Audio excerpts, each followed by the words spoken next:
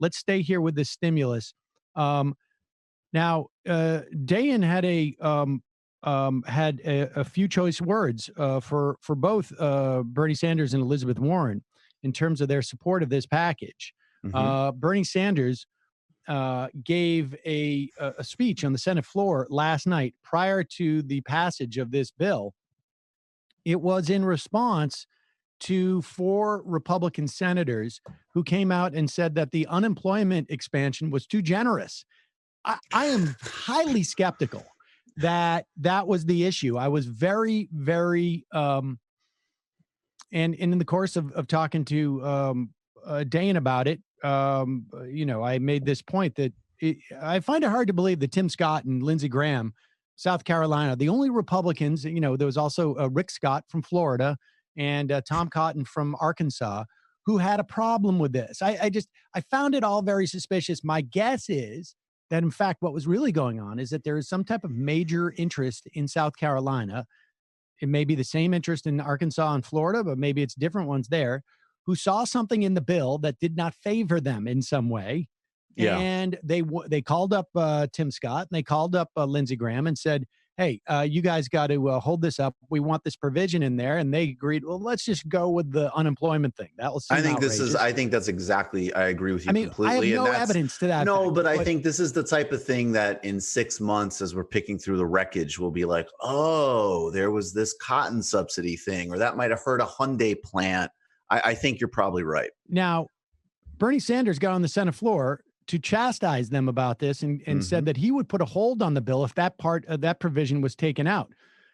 Frankly, and Dayan made the point that Bernie Sanders is part of the Democratic leadership. It's not necessarily he's chairman of outreach, but he's in those meetings. He is literally part of the Democratic leadership.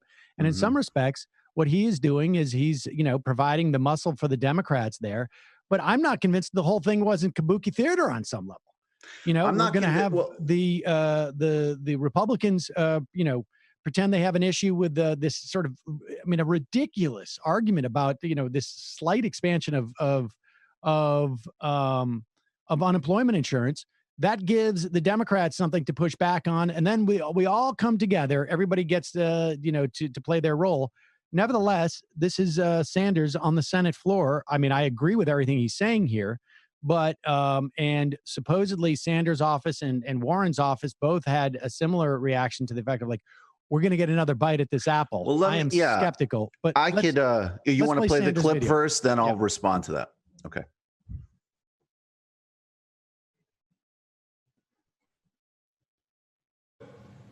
And now I find that some of my Republican colleagues are very distressed. They're very upset that somebody who's making $10, $12 an hour might end up with a paycheck for 4 months more than they received last week. Oh my God, the universe is collapsing. Imagine that. Somebody who's making $12 an hour now, like the rest of us, faces an unprecedented economic crisis with the $600 on top of their regular unemployment check, might be making a few bucks more for 4 months. Oh, my word! Will the universe survive?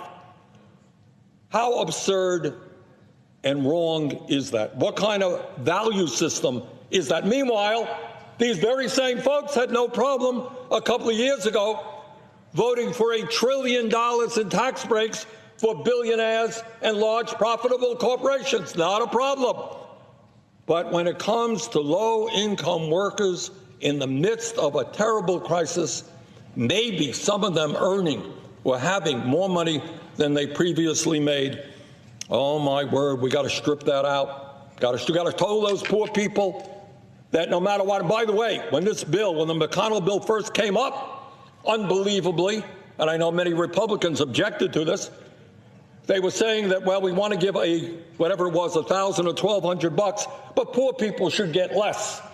You see, because poor people are down here, they don't deserve, they don't eat, they don't pay rent, they don't go to the doctor, they're somehow inferior because they're poor, we're going to give them less. Well, that was addressed. Now everybody is going to get the $1,200. But some of my Republican friends still have not given up on the need to punish the poor and working people. You haven't raised the minimum wage in 10 years. Minimum wage should be at least $15 an hour. You haven't done that. You've cut program after program after program, and now, horror of horrors, for 4 months, workers might be earning a few bucks more than they otherwise went. Well, needless. So there it is. Sanders is on the floor chastising these 4 Republicans for claiming. And the issue, of course, was, and Lindsey Graham had laid it out quite nicely. One, they don't know how unemployment insurance works. But Lindsey Graham went up there and said, like, if we give, a nurse $24 an hour, and that's more than she can make as a nurse, she may not work. And Rick Scott was talking about, like, we want to make sure that people want to work. You don't Can we say, Sam, I'm sorry, before I get to it, but I got to just interject this.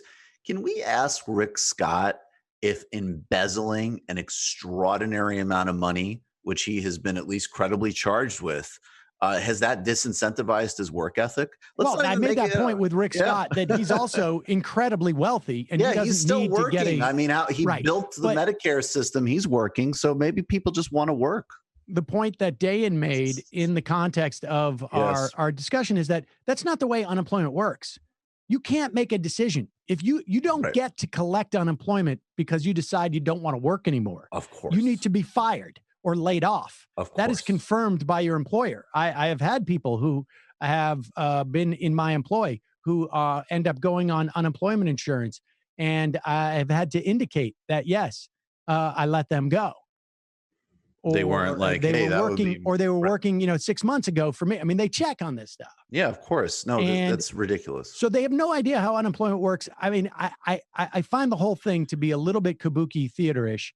And I don't know. I mean, look, Sanders could have held up the bill. So here's what I think. Warren could have held up the bill. Yeah. Sherrod Brown could have held up the bill. Any of them could have held up the bill. But we do have a situation where, the members of the House, they don't want to come back to Washington to hash out a new bill.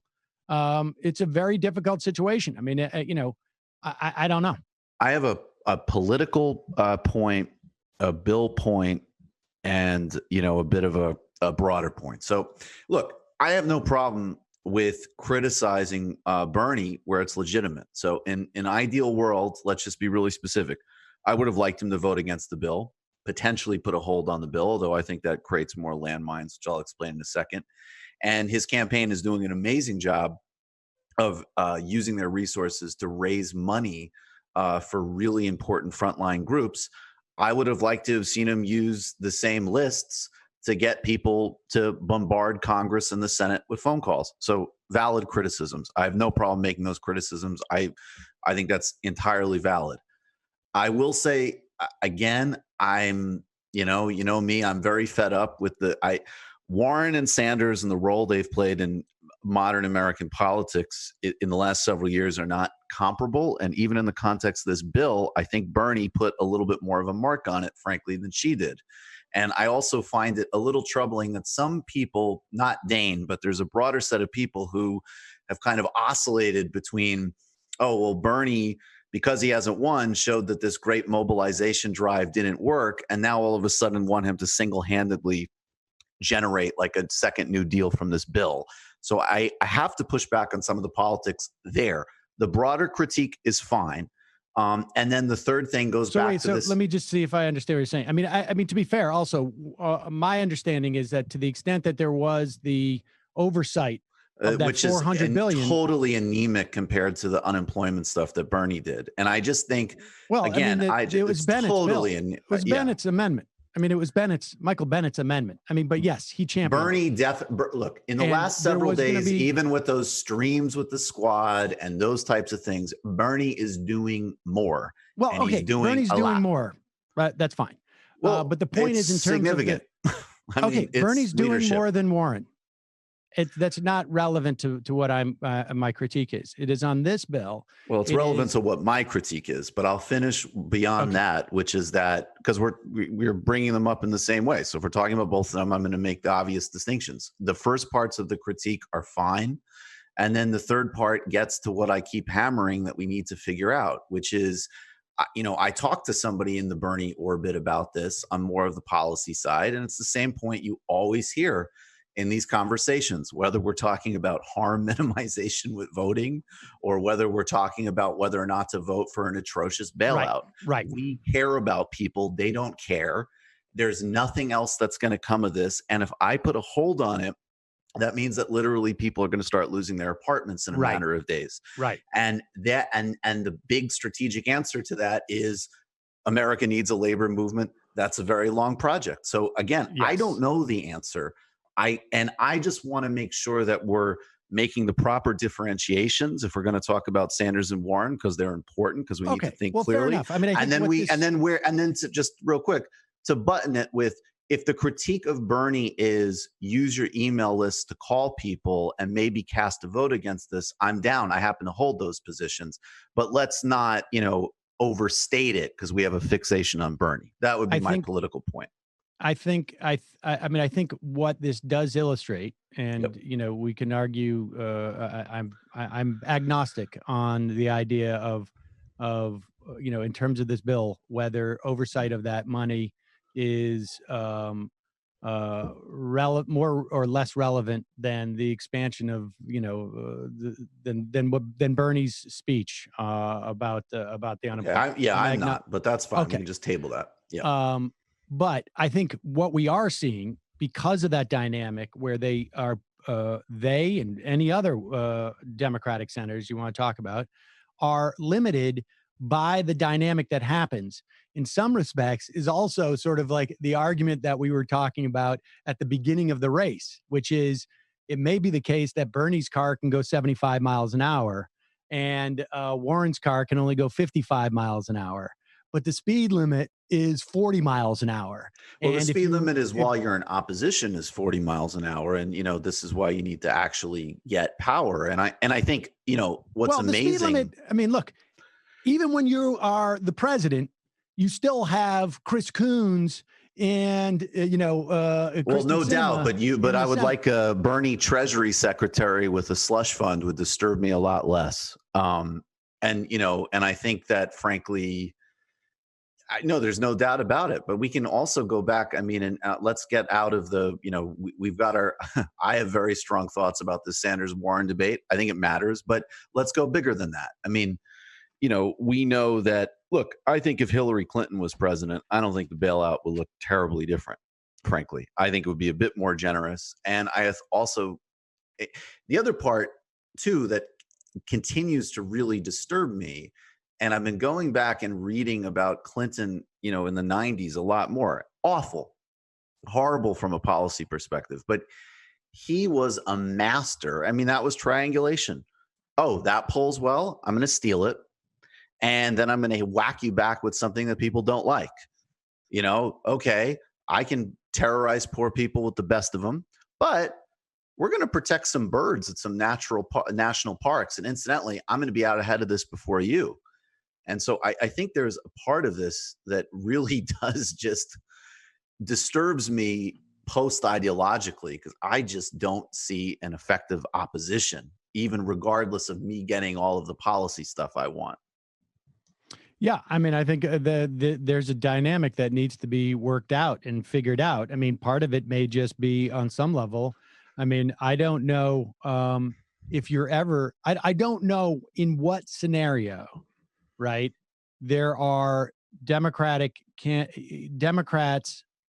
opposition party, however you want to call it, whether they were a Labor Party or not, could get up and decide, I mean, that the proper course of action in this instance, when you are an opposition party, is to stop the bill going forward. Well, this goes back to the 2 weeks ago, argument, which actually matters because this is a measure of competence of Pelosi and Schumer sitting down. And honestly, I think even Harry Reid would have done this. Harry Reid's not my favorite guy right now.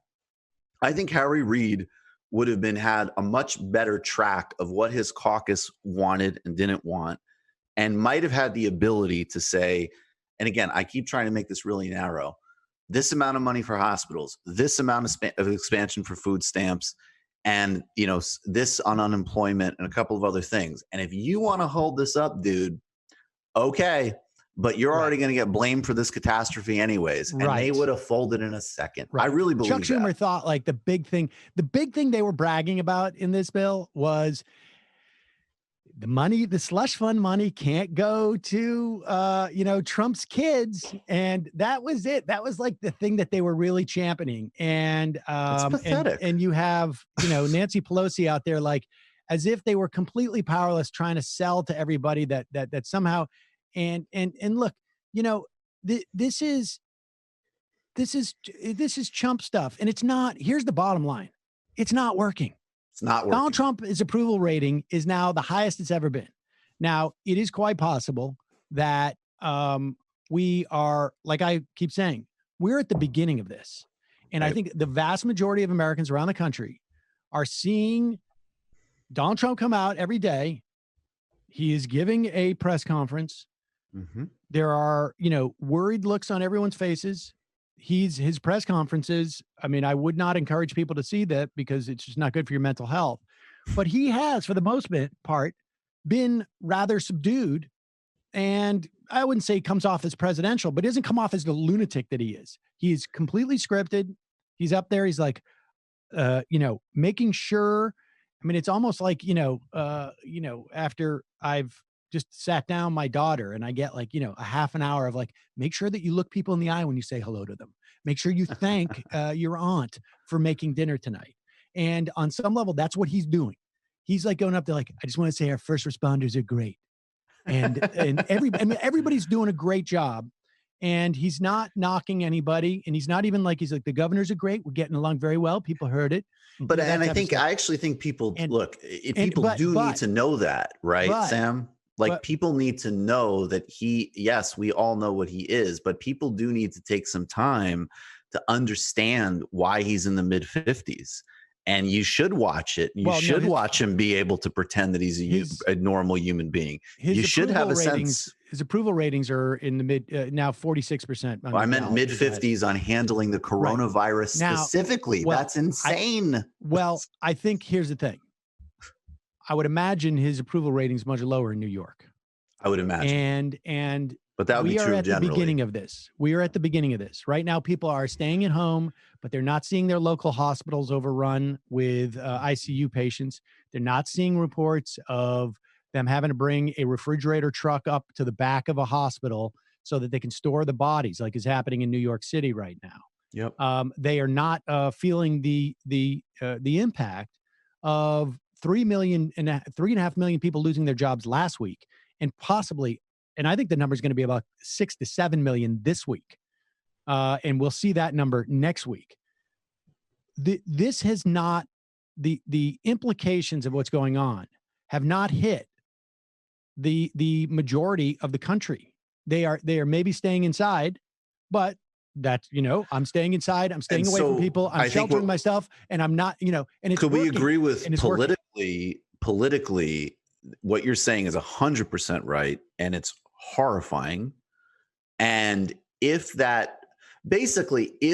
ends up finally doing to Trump what it should do politically, it will be thanks to just the raw assertion of how horrible this is and nothing that the Democratic leadership could have done. And the reason I'm hammering this point again in this specific moment is because, independently of all of my objections to these people, I legitimately say, and will keep saying, I think it's somewhat democratically important to have a somewhat functioning opposition party in a two-party system, even one that I would strongly object to in many, instances. And I think it is, and I think people who are more on the side of, I get the feedback of like, you don't understand what's practically possible and this type of thing. And sure, fair enough. But read Waldman and Politico 2 weeks ago. You got to understand that these people are not,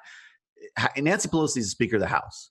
Chuck Schumer is the senator from the state that is hardest hit by this, that Donald Trump is effing every single second. And Andrew Cuomo is doing a lot of work for himself, being on media and doing some good things for the state, although he bears responsibility for this too. He's fought his ass off to close down hospitals. Let's not forget that. But there needs to be a coherent alternative message, or I am not convinced that horrifyingly there's a scenario this helps Donald Trump get reelected. And that's Absolutely. appalling. No, there is no doubt. The